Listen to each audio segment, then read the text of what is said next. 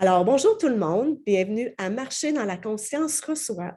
Aujourd'hui, j'ai le plaisir de recevoir à nouveau Maria Dolores Sanchez. Alors, bonjour Bonjour, Maria. bonjour Nancy. Va bien ce lundi de Pâques? Oui, oui, oui. C'est vrai qu'on est lundi de Pâques. On a une très, très belle journée. Je ne sais Oui, pas chez vous s'il fait beau, mais ici, il fait magnifique, quoi. il fait beau soleil, nous, ici. Puis vous, il fait combien de degrés à peu près, là, Euh, aujourd'hui? Aujourd'hui, il fait 22 degrés, mais Oh, on a eu 25 la semaine dernière. OK. Fait que, juste rappeler aux gens, Maria, vous êtes dans le sud de la France. Oui, Hein, c'est ça, près de l'Espagne. près de la frontière espagnole, C'est pour effectivement. ça hein, que la température est plus chaude. Ah bah, elle est plus chaude que par chez vous, hein. Oui, c'est ça. Ça, c'est sûr. Alors, aujourd'hui, on continue, hein, parce qu'au mois de novembre, Maria, on s'est rencontrés. On avait parlé psychogénéalogie, sujet hyper intéressant. Ensuite, on avait parlé d'épigénétique. On va en reparler un petit peu aujourd'hui. Vous nous aviez parlé de Joël, un de vos clients, hein, qui Oui, avait guéri son psoriasis, qui oui. avait de la tête aux pieds depuis des années. Alors, avec vous, en quelques rencontres, il s'en était libéré. Après ça, on avait parlé, vous nous aviez partagé hein, que vous aviez vécu de l'inceste Mhm. avec votre père, fait que ça avait été un beau moment, ça, à la fin, un moment qui a touché beaucoup de gens parce que moi, ici au Québec, il y a eu une suite à ça que je vais vous raconter tout à l'heure. Alors, on va faire nos salutations. Dans le fond, on va saluer tous les gens du Québec qui nous écoutent. Bonjour à tous.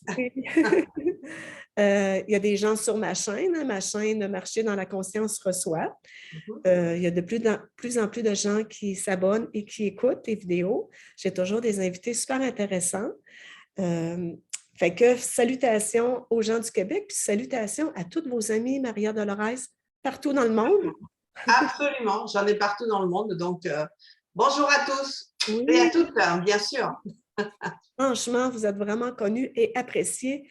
Dans le fond, les traitements que vous faites, on peut les faire à distance, par vidéo.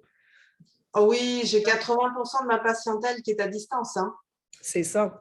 C'est avec ça le qui système. fait que vous pouvez en faire, puis vous parlez trois langues, hein, je pense.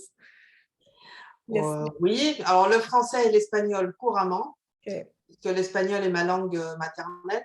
Oui. L'anglais, je l'ai beaucoup oublié, mais je parle très bien l'italien. Ah, OK. Et vous devez être proche de l'Italie, je suppose, ou? Oui, ben, là où j'habite, je suis vraiment à mi-chemin de l'Espagne et de l'Italie. Donc comme ça, j'ai le choix. J'ai 3 heures d'un côté ou 3 heures de l'autre. Voilà, Wow, c'est très bien. wow, je comprends. Donc, salutations à tous vos amis, peu importe où est-ce que vous êtes dans le monde, parce que je sais que Maria Dolores, vous mettez les vidéos sur vos sites, hein, fait que c'est sûr, ça rejoint beaucoup de gens. Donc, on vous salue. Vous pouvez nous écrire dans les commentaires, vous venez de où? C'est toujours un plaisir de faire connaissance avec vous. Ah oui. Alors, on va y aller, Maria Dolores. Vous, là, il vous est arrivé quelque chose de spécial à la fin novembre. Et oui, on avait fait notre interview, notre OK? émission, et quelques temps avant, je ne sais plus combien de temps avant, je crois que c'était 15 jours. Oui, c'était pas, oui. Oui, puisque c'est le 29 novembre que ça m'est arrivé, 2021, où j'ai fait un AVC. Voilà. Donc, évidemment, je ne m'y attendais pas. C'est la première fois de ma vie que j'en faisais un. Donc, ça m'arrivait à Paris. En plus, je n'étais pas chez moi. Mais j'ai été prise en charge très vite par les secours. OK. Et bon, 10 jours après, je quittais l'hôpital. J'ai quand même été arrêtée 2 mois. Ouais. Oui, Et ça cet avait été. AVC, il m'a permis aussi de réfléchir beaucoup sur ma vie. Parce que 2 mois d'arrêt, c'est suffisant pour tout remettre à plat.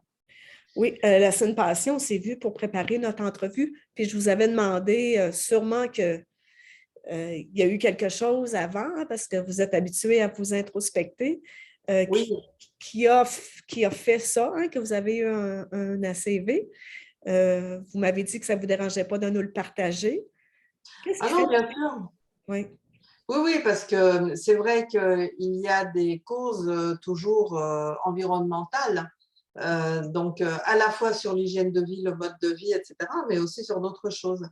Et moi, ce qui m'arrivait, c'est qu'il y a eu un surmenage, mais pas seulement sur mon travail. J'ai toujours été quelqu'un qui a beaucoup travaillé. Simplement, comme toute personne, il me faut du repos. Donc, la semaine travail, le week-end repos. Et à l'époque, j'étais avec un homme qui était un dépressif chronique et qui ne pouvait venir me voir que le week-end parce que la semaine, il s'occupait de ses parents vieillissants. Et ben, il venait chez moi en fait pour se décharger et aller mieux ensuite. Et moi, ben, j'avais déjà ma semaine de travail, de psy évidemment, plus le week-end passé à l'écouter, à l'aider, etc. Lui, il repartait le lundi matin, il était en super forme, et moi, j'étais déjà fatiguée pour Oui. attaquer ma semaine. Et ça a duré 8 mois comme ça. 8 mois pendant lesquels, de temps en temps, je me disais, mais il y a quand même quelque chose qui ne va pas, parce qu'il y avait des week-ends où il ne pouvait pas venir, et j'étais ultra contente. Je me disais, c'est quand même pas normal, quelque part. Mais bon, je passais à autre chose, ben, jusqu'à un moment donné où l'AVC m'a arrêtée. En fait, un mois avant l'AVC, puisque c'était le 1er novembre, le 1er novembre, je m'étais posée moi-même en me disant, il y a un truc qui ne va pas. J'ai eu 2 rendez-vous qui se sont reportés, donc j'ai du temps devant moi, j'ai 3 heures devant moi. Je vais réfléchir sur ma vie parce qu'il y a un truc qui me dérange, c'est quand il vient. OK. Pourquoi ça me dérange? Alors, j'ai fait comme avec mes patients. Je me suis dit, moi, je leur demande de faire 2 colonnes. La première colonne, que m'apporte-t-il? La deuxième colonne, qu'est-ce qu'il ne m'apporte pas? OK. Et en fait, je noircissais la colonne, qu'est-ce qu'il ne m'apporte pas? Oui. Et qu'est-ce qu'il m'apporte? Ben, elle était restée vierge. Et quand je suis arrivée à la fin de la page, je me suis dit, waouh, là, il faut faire quelque chose. Donc, ça a été la séparation. Et je l'avais appelé pour lui dire, voilà, on arrête complètement parce que c'est plus possible, hein, tu es toxique. Enfin bon, je lui avais expliqué. Et il m'a harcelée pendant 5 mois. Oh! Wow! Voilà. Donc, moi, j'étais très contente, mais libérée, débarrassée le 1er novembre quand je lui ai dit. Puis ensuite, bon, il est venu chercher ses affaires, etc. OK. Mais ça veut dire que 3 semaines après, quasiment, j'ai fait mon AVC. Et je me suis dit, ben voilà, on dit toujours aux personnes, dans le décodage biologique, c'est que lorsqu'on a pris une décision qui est la bonne, en fait, et par rapport à une situation que l'on supporte depuis trop longtemps, eh bien, le corps se permet de lâcher à ce moment-là. Oui. Parce qu'il s'est mobilisé pendant tout ce temps. Du moment qu'on décide d'arrêter, il est content et hop, il lâche. Et Oui. c'est exactement ce qui m'est arrivé. C'est que 3 semaines après, eh bien, le destin, l'univers, qui on veut, m'a permis de m'arrêter pendant 2 mois. Et Oui. c'était vraiment ces 2 mois de repos qu'il me fallait pour compenser les 8 mois intenses que j'avais eu avec cet Oui. homme-là et qui ont vraiment été nocifs pour ma santé. C'est intéressant que vous nous le rappelez, hein, parce que les Ouais. gens à la maison, hein, vous allez sûrement vous reconnaître vous aussi. Des fois, notre corps, il nous arrête. Hein, puis, il faut prendre le temps. Il faut vraiment prendre le temps Oui, d'aller voir qu'est-ce qui se passe. Fait que vous nous le racontez. Merci beaucoup de nous le dire. oui, Euh, oui. puis, Donc, je alors vais... évidemment, je voulais juste finir là-dessus, Oui, c'est qu'il est évident que je me suis dit, eh bien, la prochaine fois, parce que mon métier, c'est toujours le même, je le connais par cœur et voilà, je le fais avec beaucoup de bonheur et de plaisir, donc lui, j'arrêterai pas à la charge. J'ai juste repris à 2/3 de temps, mais c'est tout. Par contre, la prochaine fois que je serai amoureuse, oh, bah, je ferai attention là, cette fois-là. une petite leçon. Hein? Ah oui, petite leçon, ouais. Oui. Fait que moi, je vais raconter un petit peu ce qui s'est passé pendant ce temps-là. Hein, parce que Oui, il est arrivé quelque chose de vraiment super beau. Euh, Suite à notre vidéo qu'on a enregistrée, mettons, à la mi-novembre, euh, oui, il y a des gens qui l'ont écoutée. Moi, ben, je viens du Québec. J'ai oublié de me présenter tout à l'heure. Nancy Trépanier, j'habite au Québec. Et mon travail, c'est, je fais de la psychothérapie, de l'hypnose, je travaille avec les mouvements oculaires aussi. Et je l'avais nommé aussi dans la vidéo. Alors, il y a une personne ici, près dans mon lieu de travail, qui a écouté notre vidéo, Maria, puis ça l'a vraiment interpellée quand vous avez parlé d'inceste. Hein, vous, là, on voit que vous êtes en paix, vous avez pardonné à votre père, hein, vous nous avez tout raconté ça, c'était très beau. Alors, c'est une dame, une femme de 75 ans. On va l'appeler Madame Françoise, là, je nommerai pas son nom de famille. Et là, elle a écouté la vidéo. Et quand elle vous a entendu, elle est devenue dans son corps, là, elle s'est mise à avoir chaud, ça pétillait partout dans son corps, puis elle disait, mais qu'est-ce qui se passe? Elle a laissé passer quelques heures, elle s'est couchée, et là, durant la nuit, là, c'était très intense. Dans le fond, ce qui s'est passé, c'est qu'il y a une mémoire qui a remonté, et cette mémoire-là, c'est quand elle avait 4-5 ans, son oncle lui avait fait des attouchements sexuels. Donc, elle a vécu de l'inceste avec son oncle, puis elle n'en avait jamais parlé. Alors, cette mémoire-là a remonté. Puis là, elle voulait vous contacter. Fait que là, elle m'a, vu qu'elle a 75 ans, c'est un petit peu difficile pour la technologie. Elle m'a appelé, puis elle dit, Nancy, tu pourrais-tu m'aider à contacter Maria Dolores? J'ai dit oui, pas de problème. Et là, je vous contacte, puis là, vous m'annoncez ça, hein, que vous avez fait un AVC. Fait que le destin est bien fait. Dans le fond, cette dame-là, Madame Françoise, ne pouvait pas vous contacter. Donc, j'ai dit, ben, je vais vous aider. Mais moi, à mon bureau, tout mon horaire était plein. C'était très difficile de placer quelqu'un. Alors, j'ai dit, ben, on va le faire par téléphone parce que je ne pouvais pas la laisser comme ça, parce que je sentais que c'était énorme ce qu'elle vivait. Fait qu'on s'est donné rendez-vous au téléphone, puis elle m'a tout ventilé ça. Puis elle me racontait que les nuits étaient très intenses, qu'elle faisait des rêves, des cauchemars, ça revenait.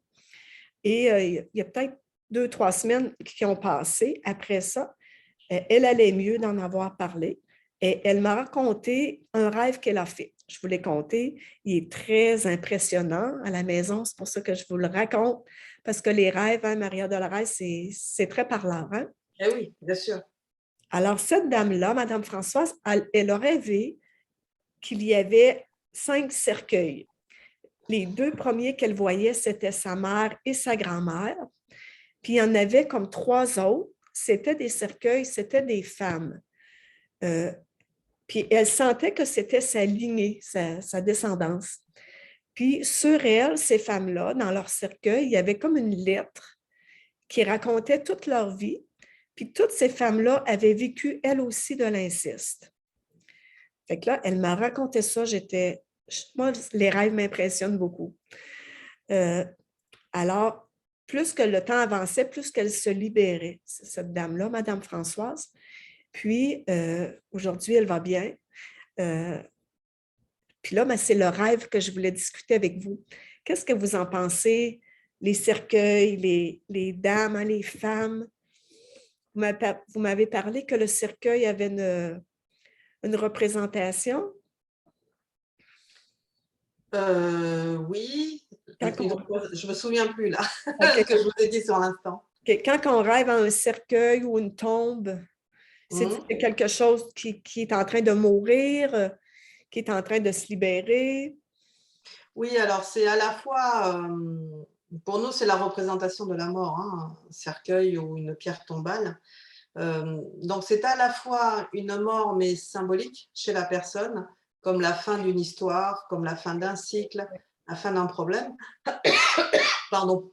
Et c'est à la fois l'indication par le rêve que le sujet, c'est-à-dire la personne qui rêve, va vivre, longtemps ou va vivre très bien une fois que cette mort va se faire, cette mort symbolique. Ce qui veut dire que pour elle, elle a dû régler effectivement sa part d'histoire d'inceste, pas seulement pour elle, mais pour sa mère, pour sa grand-mère et la lignée des autres femmes qui étaient les 3 autres cercueils, que j'imagine il devrait y en avoir plus. Mais bon, en tout cas, c'est ce qu'elle a vu dans son rêve. Oui. Donc c'était très bon signe. Oui. Ah oui, j'ai trouvé ça vraiment beau. Puis, ça libère aussi ses petits-enfants, hein, n'est-ce pas? Bien sûr, Oui. bien sûr. Mais encore faut-il qu'elle le dise. OK. Si elle a fait le travail, qu'elle s'est complètement libérée, ça ne suffit pas pour que les enfants, petits-enfants, etc., soient libérés aussi.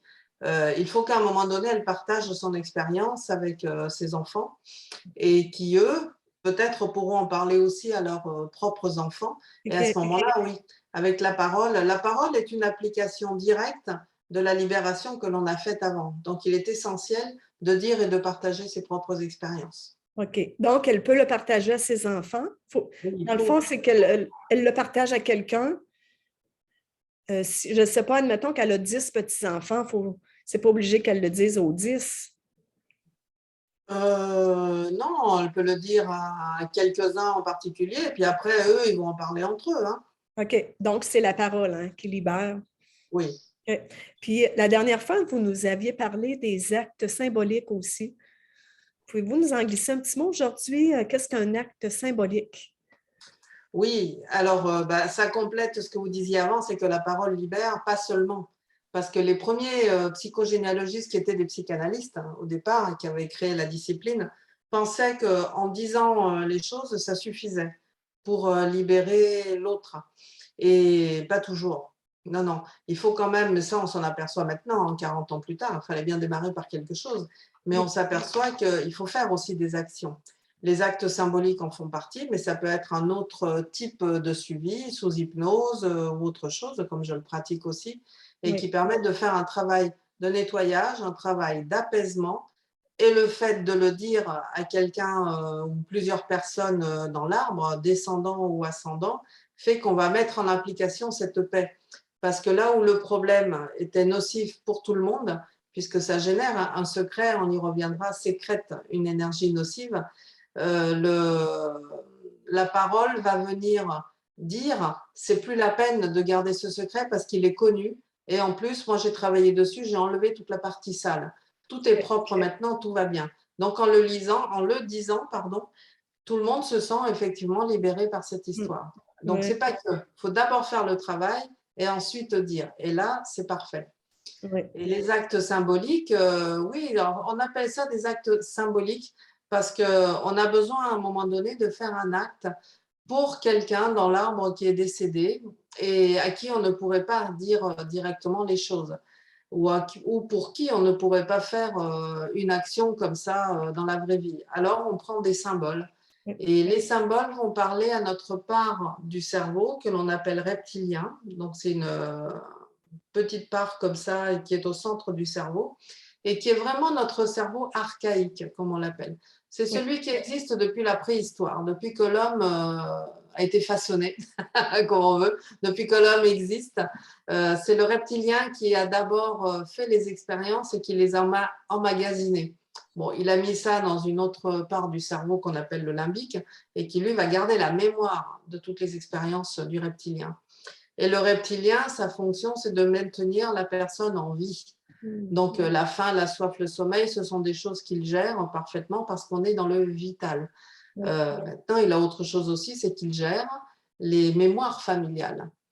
Donc, OK. il les gère parce que pour lui, la personne va être maintenue en vie tant que la personne répète les histoires familiales. OK. Donc, on est dans la fidélité familiale. On est fidèle, on refait tout comme a toujours fait la famille, et puis comme ça, mais il n'y a pas de souci. Sauf qu'à un moment donné, ben, il faut faire autrement parce que cette répétition peut devenir nocive à la personne. Et pour cela, il faut parler au reptilien. Mais comment parler au reptilien? Le reptilien ne fait que réagir. Ce n'est pas une partie du cerveau qui réfléchit. Celle OK. qui réfléchit, elle est au-dessus, c'est ce qu'on appelle le cortex. Le reptilien est juste là pour vous faire courir si vous entendez un bruit ou si vous sentez la cheminée, le feu, etc. Donc c'est lui qui vous sauve la vie, mais il ne réfléchit pas comme ça directement. Alors il faut lui parler en symbole. OK. Voilà, d'où les logos des grandes marques, d'où les signes pour apprendre à conduire sur une route. On apprend tous les panneaux signalétiques parce qu'on ne pourrait pas lire sur une route, il est interdit de tourner à gauche, sinon vous risquez une amende forfaitaire de temps et de temps. C'est trop long, on est déjà passé. Donc, on apprend tous dans le code de la route ces fameux panneaux signalétiques Oui. qui correspondent à une action. Donc ça, ce sont des panneaux symboliques, symboliques d'une action. Eh bien, les actes symboliques, c'est pareil. On va prendre des symboles qui feront que ça va parler à notre reptilien et qui, lui, va être d'accord pour modifier cette mémoire familiale. Non. Parce que, eh oui, oui, c'est tout un processus. C'est pour ça qu'on ne peut pas faire n'importe quoi dans les actes symboliques, hein.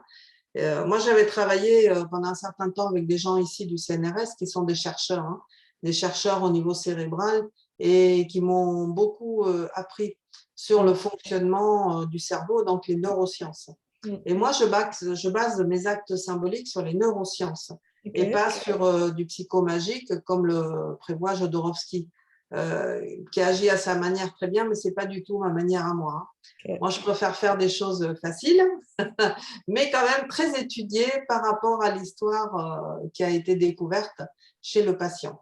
Et les actes symboliques, eh bien, peuvent se faire sous forme de lettres, des lettres rédigées en rapport avec l'histoire, et en modifiant l'impact négatif, parce qu'on ne peut pas changer l'histoire du passé, elle a eu lieu, hein, mais on peut en modifier, c'est l'impact sur soi. C'est cette énergie qui reste d'une histoire mauvaise. Elle peut être positive aussi, hein, mais nous, on parle des mauvaises parce que c'est celles que l'on défait. Et c'est cette énergie-là sur laquelle on travaille, que l'on nettoie et que l'on apaise. Voilà. Donc, les lettres, ça peut être aussi, je ne sais pas, une prière dans le lieu de culte de sa religion ou dans la nature si on est athée. Ça peut être un cadeau que l'on se fait en récompense. Ça peut être un don à faire à une association. Tout dépend de l'histoire que l'on a trouvée. Oui, ça peut être. Moi, j'avais travaillé avec vous là, il y a quelques années. Puis moi, Oui, j'avais acheté 6 roses blanches oui, pour les 6, mes 4 oui, c'est ça, mes 4 grands-parents, plus 2 autres personnes là, qui étaient importants dans l'histoire que je traitais. Fait que, exemple, dans le fond, pour que les gens comprennent, c'est un symbole. Hein, fait que ça peut être comme les oui. exemples que vous avez nommés. Ça peut être une fleur, une rose.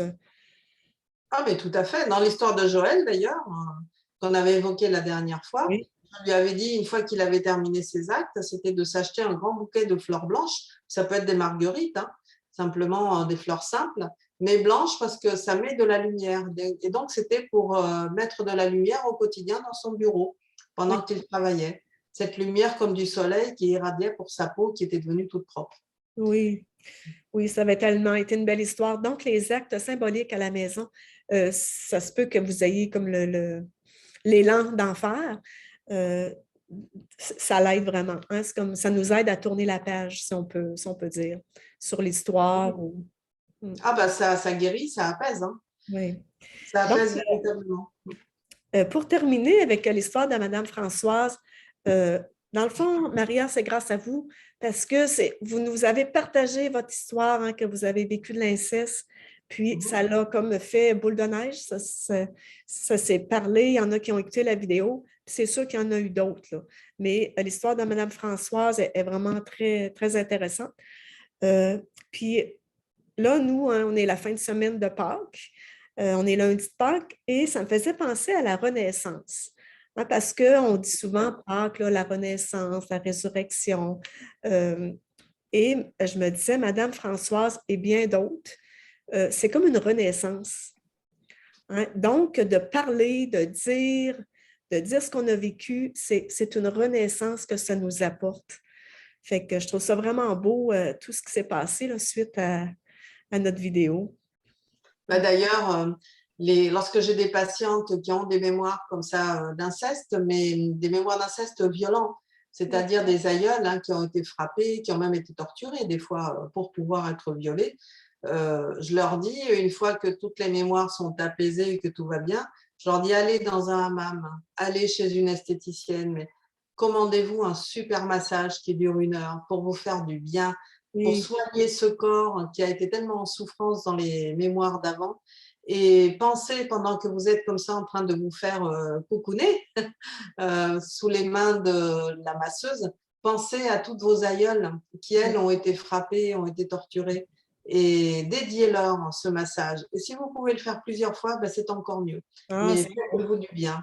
Et c'est pas seulement du temps pour soi que l'on peut faire en se baladant dans la montagne ou ailleurs, c'est se faire toucher, mais agréablement. Oui, Toucher pour avoir une bonne santé dans le corps et que ce corps il soit doux et que tout aille bien.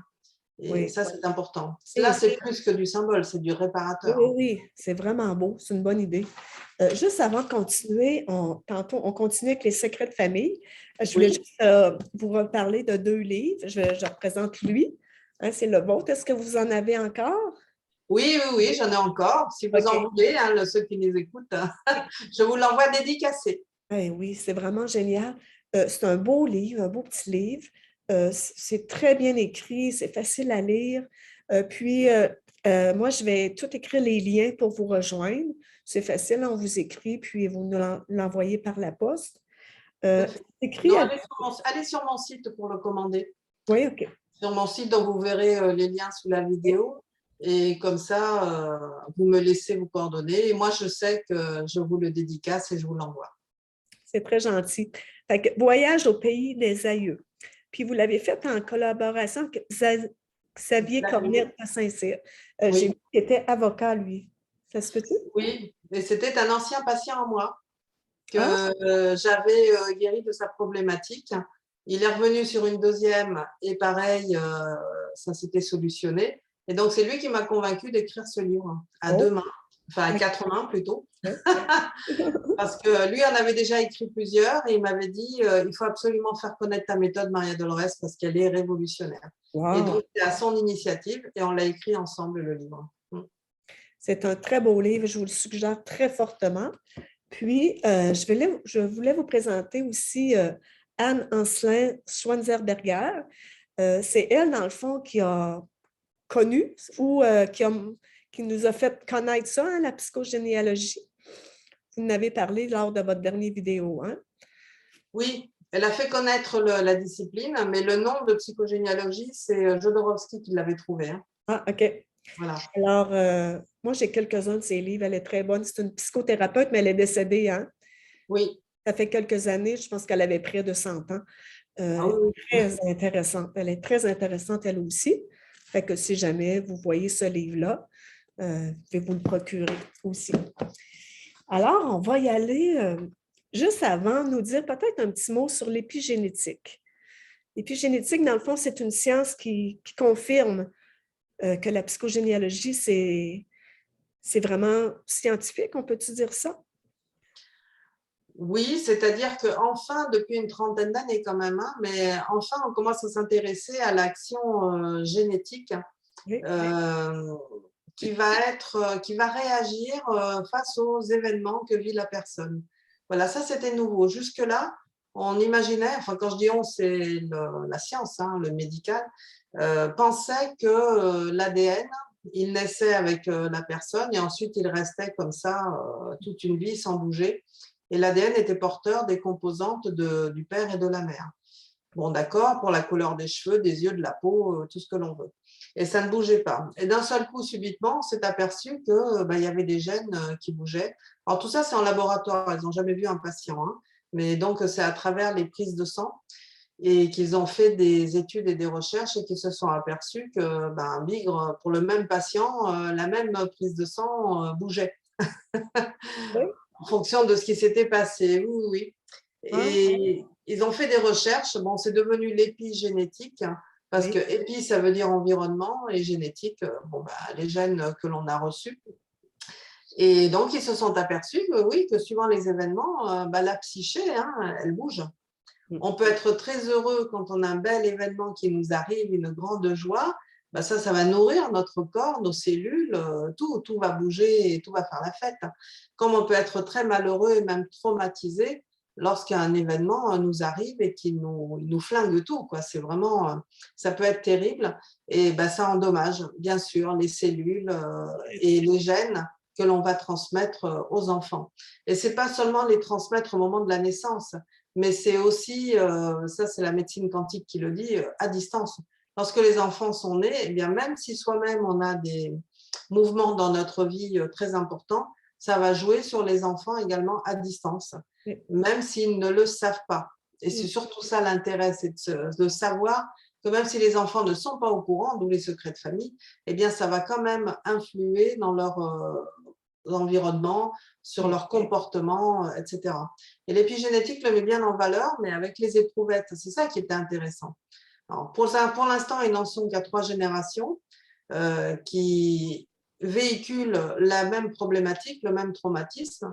Donc, je pense qu'avec le temps, ils réussiront à prouver sur 5, 6 générations. Encore faut-il trouver les corps pour prélever le sang, Oui, oui, mais pourquoi pas. Mais ils prouvent ce que nous disons depuis que la oui. psychogénéalogie existe. Mm. très intéressant. Puis, est-ce que vous pourriez nous parler des secrets de famille? Je pense que vous auriez peut-être un exemple à nous donner. Qu'est-ce qu'un secret de famille, puis quel impact que ça peut avoir sur nous? Alors, en secret de famille, eh bien, comme son nom l'indique, c'est secret, c'est caché, c'est une information que l'on a et que l'on ne dit pas. Alors, des fois, on ne le dit pas parce qu'on n'y pense pas, ça ne semble pas important. Et puis, des fois, on ne le dit pas exprès pour ne pas gêner, pour ne pas bouleverser la famille, pour ne pas, etc. Et le problème, c'est que ce secret, eh bien, il va quand même passer. L'information va passer. Et elle passe comment? Eh bien, à travers notre comportement. Parce que le souci, c'est qu'on le sait en communication, c'est que nous communiquons tous verbalement et corporellement. Mais verbalement, ça n'est que 20% de notre communication, avec nos mots, avec le ton de la voix, etc. Ça n'est que 20%. Il y a 80% qui est notre corps qui s'exprime. OK. Et encore, chez les Méditerranéens, on bouge beaucoup les mains. Mais Oui. il n'y a pas que ça. Il y a aussi les mimiques du visage. Il y a comment le corps bouge, etc. Et qui va donner des indications. Et il se trouve que notre corps va exprimer des choses que va très bien capter l'enfant quand il est petit et il va grandir avec cette information cachée. OK. L'inverse est vrai aussi. Vous savez, Nancy, hein, quand vous avez des enfants, il me semble, Oui. hein, Oui. quand ils sont petits et qu'ils rentrent de l'école et puis qu'ils sont comme ça un petit peu, ils se tortillent dans tous les sens, on lui dit: «Ah, toi, Oui. tu me Oui. dis pas, mais il y a quelque chose que tu devrais me dire». Bon, Oui. ça se devine dans le Oui. comportement, il y a des choses qui se devinent. Mm. Donc, c'est ça le secret et ça peut endommager, bien sûr, Oui. des Est-ce que vous millions. auriez un exemple d'un client ou cliente que vous avez eu avec un secret de famille qu'elle a libéré? Oui, tout à fait. Il y a très longtemps de cela, j'avais reçu une cliente qui avait un petit garçon de 8 ans et elle me disait que, alors elle était mariée, hein, bien mariée, garçon de 8 ans, mais elle voulait avoir un deuxième. Et ça faisait plusieurs années qu'elle essayait et le deuxième ne venait pas, alors qu'elle ne prenait pas du tout de contraceptif ni rien. Mais elle me dit, je ne comprends pas. J'ai eu mon premier très facilement et le deuxième, il ne vient pas. Pourquoi? Et donc, je la mets sous hypnose, puisque vous le savez, c'est ma technique particulière quand j'ai les personnes physiquement Oui. avec moi. Sous hypnose, en général, on remonte entre la 6e et la 10e génération. Et là, on s'arrête au niveau de sa mère. OK. Je me dis, c'est pas possible, mais si, puisque au-dessus, tout le monde était en paix. Donc, on reste au niveau de la mère, on discute avec elle, et en fait, quand je dis on discute, c'est sous hypnose, hein. Oui. Donc, je questionne la mère à travers ma patiente, sa mémoire inconsciente, et elle me raconte son histoire. Et elle me dit, moi, je suis née, je crois qu'elle était la deuxième, ouais. Je suis la deuxième de ma fratrie. Et quand je suis née, bon, j'étais avec mes parents, mais à un moment donné, une tante pleurait, elle n'était pas bien parce qu'elle n'arrivait pas à avoir d'enfant. Et ma mère lui a dit, ben, écoute, moi j'ai déjà une enfant, je peux te donner ma deuxième pour que toi, tu aies une famille. Oh. Et donc, elle me dit, ben voilà, je suis partie, j'avais 3 ans, je suis partie chez ma tante, comme ça, du jour au lendemain. On ne m'a rien expliqué du tout. Et moi, je voulais mon papa, ma maman, ma famille, quoi. Mon frère ou ma soeur, je ne sais plus. Et franchement, je ne comprenais pas. Donc, ça a été tout de suite les bouderies. En fait, ça s'est très mal passé pour elle. Mais c'est pourtant, hein, mon oncle et ma tante, ils étaient mais sympathiques. J'avais ma chambre pour moi, j'étais bien Oui. accueillie, mais rien à faire. Je leur ai mis une colère parce que je voyais mes parents de temps en temps dans des fêtes familiales, mais mes parents s'éloignaient de moi et ne voulaient pas me parler, comme si j'avais fait quelque chose de mal. Et elle me dit, du coup, moi, je me suis retournée contre mon oncle et ma tante. Tant et si bien qu'à l'âge de 14 ans, ils en ont eu tellement marre qu'ils m'ont renvoyée chez mes parents. OK. Et elle me dit, je suis revenue chez mes parents. Sauf que, entre-temps, il y en avait d'autres qui étaient nés. Personne ne m'attendait. Et comme il n'y avait plus de place dans les chambres, eh bien, je dormais dans le couloir.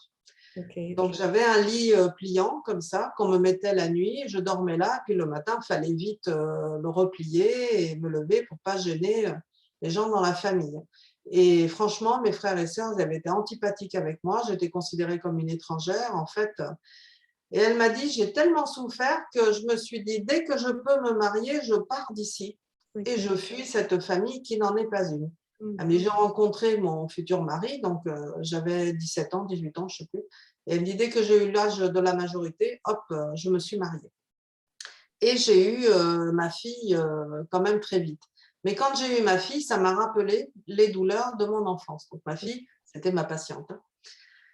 Et elle me dit, je me suis dit, ah non, je ne ferai pas de deuxième enfant parce que si jamais j'en fais un deuxième, eh bien voilà, ça va être la catastrophe, ça va être, il va souffrir, ça, c'est pas possible. Elle me dit donc que j'ai fait exprès de n'avoir qu'une fille unique et comme ça, j'ai pu lui donner tout mon amour. Alors, bien entendu, je lui dis, mais cette histoire, ce traumatisme, vous en avez parlé à votre fille? Elle me dit, oh, bah non, non, à quoi ça servait? Elle était heureuse avec nous, puis nous avons tout fait pour elle au niveau des études, etc. C'est notre enfant. Je dis, bon, bah alors, il va falloir quand même. Et donc, j'ai établi une connexion comme ça sous hypnose entre la mère et la fille. Il y a eu des actes de réparation, se prenant dans les bras, etc. Et quand je me souviens qu'au moment où je devais faire revenir à la conscience ma patiente, elle me dit, mais j'ai une douleur aux ovaires, mais c'est horrible, mais j'ai mal, mais j'ai mal. Puis vraiment, moi, je commençais à me poser des questions, je sais mince, j'espère qu'elle ne va pas me faire une explosion d'ovaires, tellement elle en souffrait, quoi. Elle était pliée en deux. Alors, bon, j'ai posé mes mains sur elle au niveau des ovaires. Je dis tout va aller bien, c'est des choses qui se réveillent, c'est l'énergie qui revient. Enfin bon. Et puis, j'ai complètement improvisé, hein. Ça m'était jamais arrivé. Et puis, quand elle est revenue à sa conscience, en état d'éveil, bah, je lui dis, vous étiez au courant de cette histoire avec votre mère? Elle me dit, mais pas du tout, ma mère m'a jamais raconté ça. Bah, d'ailleurs, ça tombe bien parce qu'en sortant d'ici, je vais aller la voir. Je devais aller la voir pour lui apporter quelque chose, une course qu'elle m'avait demandé. Et ben, je vais lui poser la question. Oui. Et donc, je vous rappelle ce soir. Alors, elle y va, et elle ne m'a pas rappelé. Alors, je me disais, bah, bon, ça s'est peut-être mal passé. Les jours suivants non plus. Puis moi, j'ai été prise avec mes rendez-vous, donc je n'ai pas pu la rappeler. Et c'est seulement 15 jours après qu'elle m'a appelé pour me dire, Maria, j'ai vu ma mère. Elle a été en larmes pendant plusieurs heures. Elle m'a prise dans les bras. Elle m'a dit, mais comment tu peux connaître cette histoire? Elle m'a dit, tout était exactement comme on l'avait trouvé sous hypnose. Mais la plus belle nouvelle, c'est que je suis enceinte. Ah, c'est beau. C'est pas surprenant, c'est tellement extraordinaire la puissance, hein, de la prise de conscience puis de la parole. Ah oui, oui. Ah, wow. Ah oui, c'était extrêmement fort. Et là, encore une fois, nous, on a fait la séance. Elle aurait très bien pu ne rien dire à sa mère, Oui, par gêne ou je ne sais quoi. Là, non, elle y est allée et elle lui a dit. Donc, la parole après l'action faite de oui. nettoyage, voilà ce qui règle tout. Et ces douleurs ovariennes qu'elle avait, je pense que c'était les ovaires qui se débloquaient Oui, pendant cette hypnose et qui, après, ont trouvé cet instant de réparation au oui, moment où la mère et la fille se sont parlé et qu'elles ont partagé ça. oui, oui, c'est vraiment beau. Est-ce que vous pouvez faire à distance? Là, vous ne faites pas d'hypnose à distance, hein? Non. Vous faites, c'est de la médiumnité. Oui, C'est oui, ça? j'en avais parlé à la précédente interview, hein, je crois. Oui. C'est ça. Si vous ne l'avez pas écouté, je vais la remettre en lien, puis vous pouvez l'écouter. Les deux se suivent, nos deux rencontres, parce que c'est ça, vous pouvez nous aider à distance. Hein, si quelqu'un d'entre vous se dit, j'ai l'intuition, il y a quelque chose en moi qui me dit que, ben, n'hésitez pas. Hein, c'est tellement puissant, hein, Oui. la puissance de notre cerveau, de notre généalogie, hein, tout ce qui s'est passé avant nous, on l'a dans notre cerveau. Hein. Je vous demandais la semaine passée, l'inconscient collectif familial. C'est qu'on a toutes les informations dans notre cerveau. Est-ce que c'est ça? Oui, on a toutes les informations dans notre cerveau.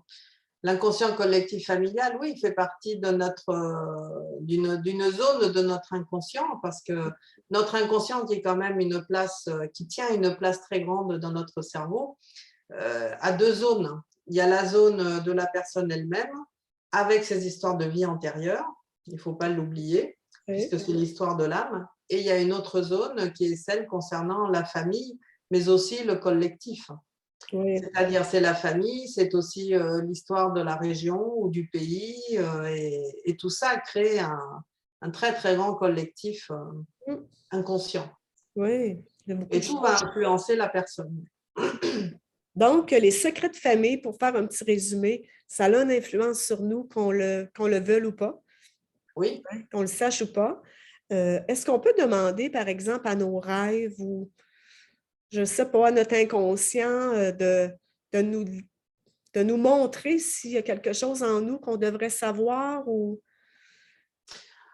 Oui, vous pouvez le faire. Il y a même une autre technique que les rêves, hein, que j'avais apprise en lisant le livre La prophétie des Andes, OK? que vraiment je recommande parce qu'il est très bien comme livre initiatique, hein. En plus, c'est un beau livre d'aventure et très chouette.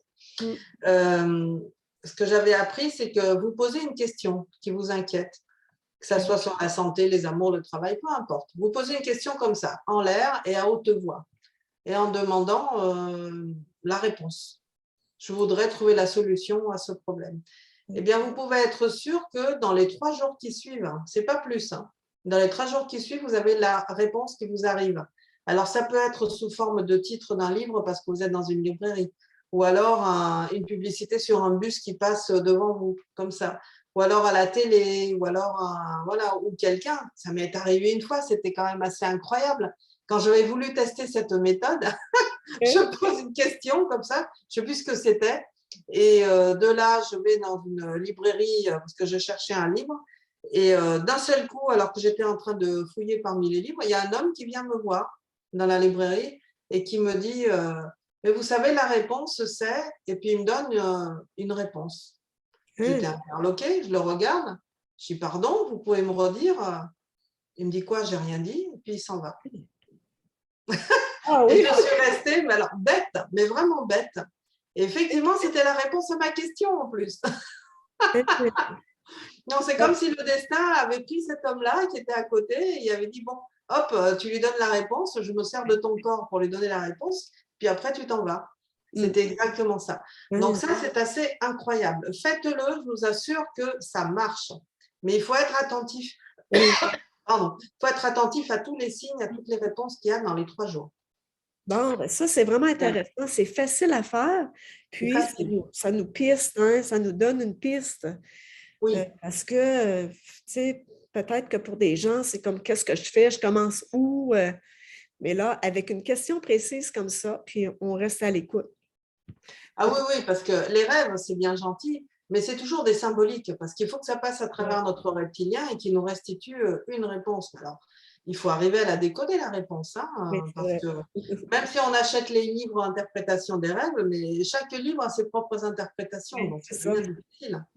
Voilà. Comme pour Madame Françoise, hein, ces 5 cercueils, dire que c'est ouais, c'est vachement positif, c'est pas admissible comme ça à première vue. Oui, je comprends. Oui, bon, c'est vraiment intéressant. Là, maintenant, vous allez nous donner encore plus d'informations sur les petites formations, puis les plus grandes que vous offrez, les capsules. Oui, Les gens à la maison, là, je vous invite vraiment à aller sur le site à Maria Dolores.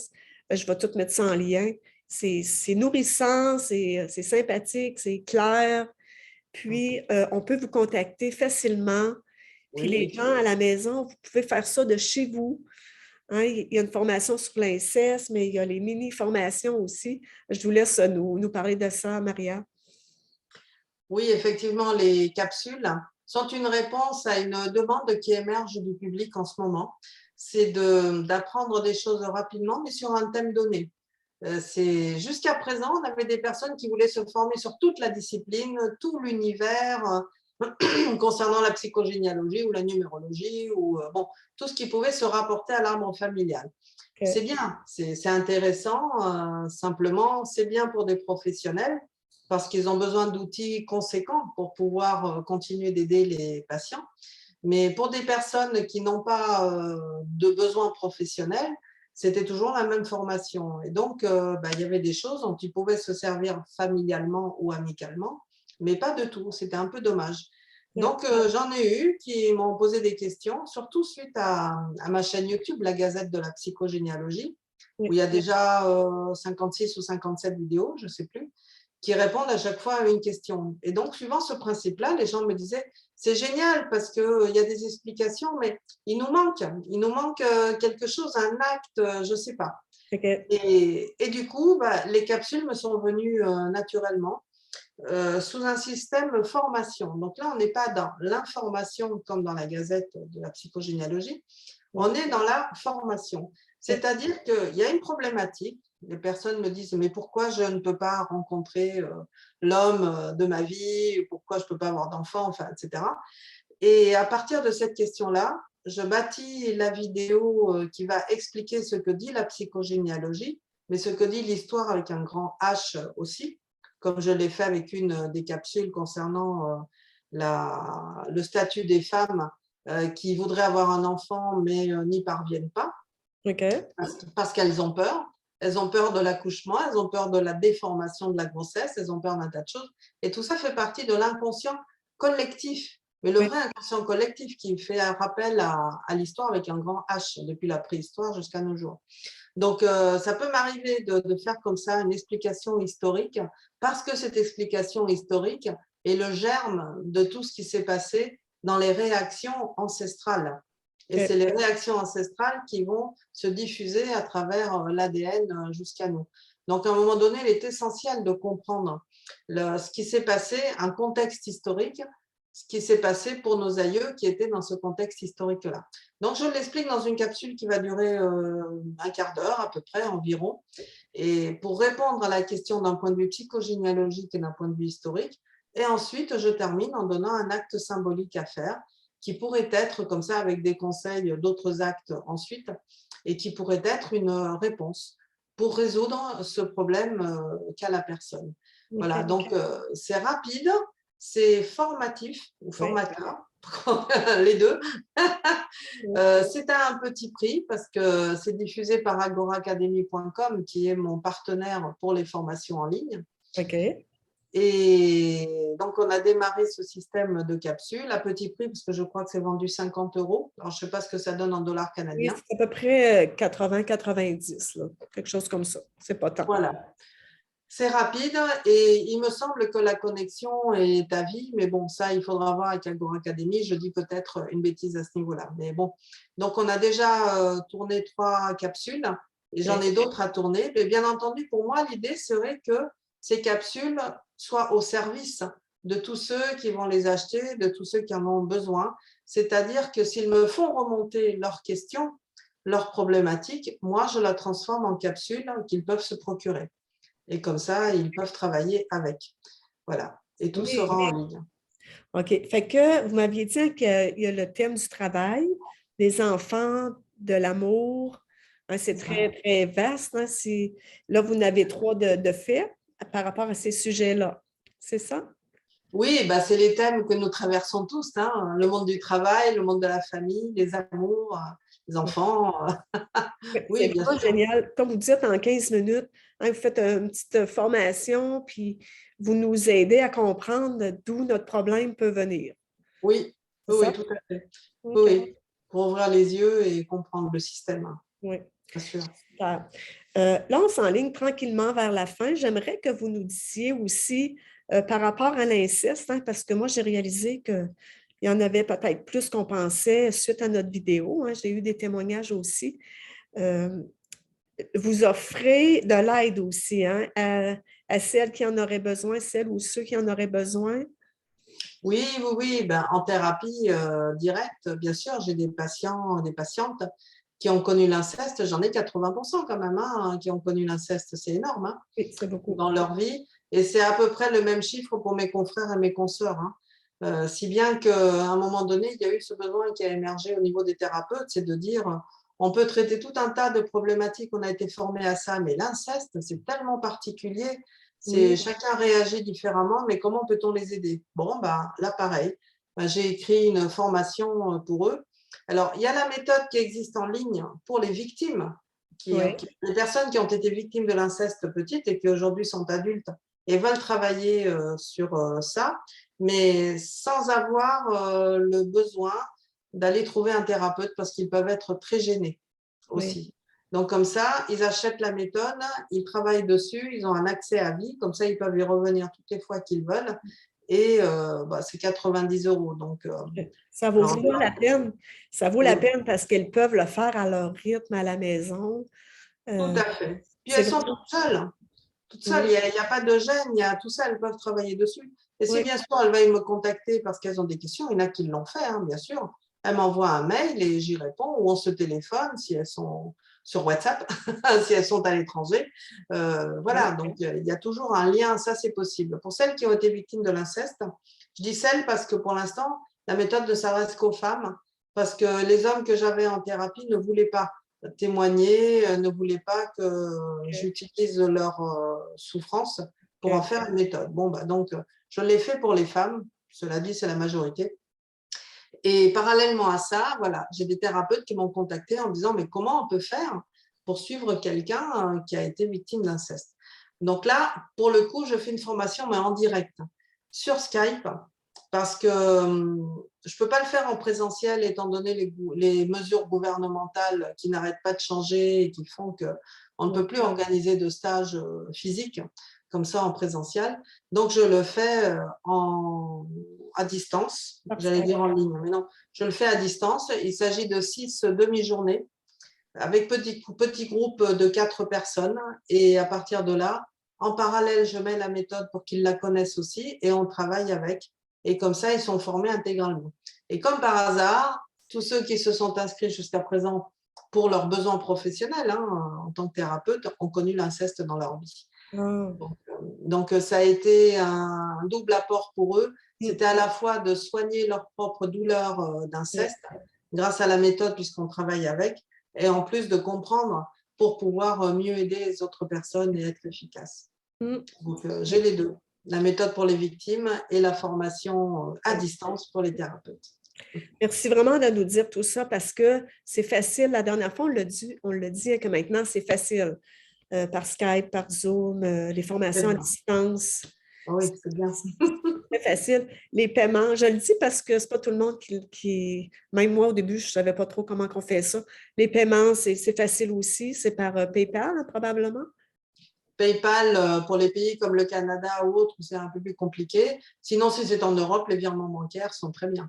OK, moi, je pense à mes amis du Québec. Bien sûr. PayPal, c'est facile. Ça se traduit tout seul hein, de euros à canadien. Fait Oui. que si jamais vous voulez une belle jasette, c'est très facile. Ah, puis j'ai eu beaucoup de Québécois, Québécoises plutôt, oui, en tant que patiente, oui, Oui. et qui m'ont réglé comme ça par PayPal, c'est très facile. Oh, oui. Fait que suite à notre dernière vidéo, moi, j'ai été, ben, je sais que vous étiez connu au Québec, mais j'ai vraiment réalisé à quel point vous étiez connu. Parce qu'il y a des gens qui m'ont contacté, soit sur Facebook ou en privé, pour me dire hey, je connais Maria Dolores. Puis, tu sais, vraiment, quand même pas mal de personnes. Fait que vous êtes bien connu au Québec. Oui, oui, bah, j'y étais allée en 2019, c'est Oui. ça, oui, pour faire une série de conférences et d'ateliers et dont j'étais à la chute. Mais bon, on allait à Montréal et autres. Vraiment, je me suis régalée. Vraiment, les Québécois, vous êtes d'une chaleur humaine qui est incroyable. Oui. Et voilà, vous prenez dans les bras. Alors maintenant, avec le Covid, je ne sais pas si ça a changé. Mais franchement, vous êtes très chaleureux. J'ai retrouvé cette chaleur humaine que nous avons en Espagne, où les gens sont comme ça, très proches, très physiques, très tactiles.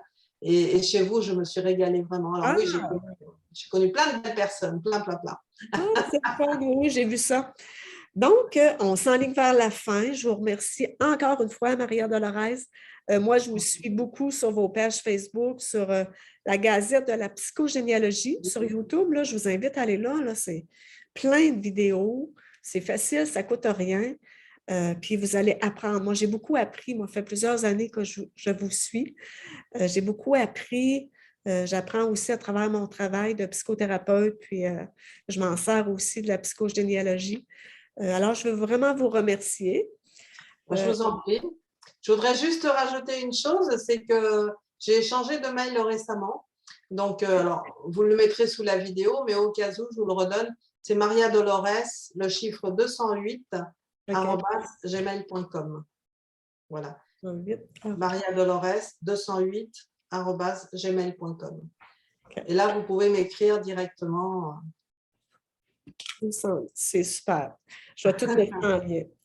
Alors, je vous souhaite une belle fin de journée parce que vous êtes en fin de journée probablement. Hein? Oui, il est 5h moins le quart, là, l'après-midi.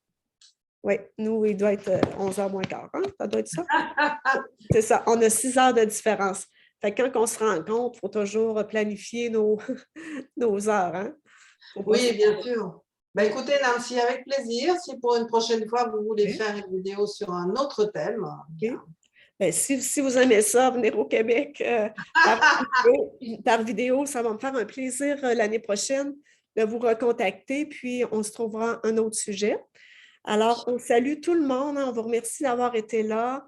Je pense qu'on est beaucoup de monde du monde entier parce que Maria Dolores est connue partout. Fait qu'on se dit un beau bonjour, un beau merci, puis bonne recherche dans vos familles. Merci, merci à vous tous. Et puis, écoutez, à très bientôt. Je suis à votre disposition. Si vous avez besoin de moi, vous m'écrivez. Vous allez voir mon site, ma chaîne. Enfin, Oui, voilà. oui, oui. Et je vous envoie mon livre dédicacé. Oui, ça c'est intéressant, ça c'est le fun. Fait que, on se dit à bientôt tout le monde. Au À revoir. bientôt. Au revoir.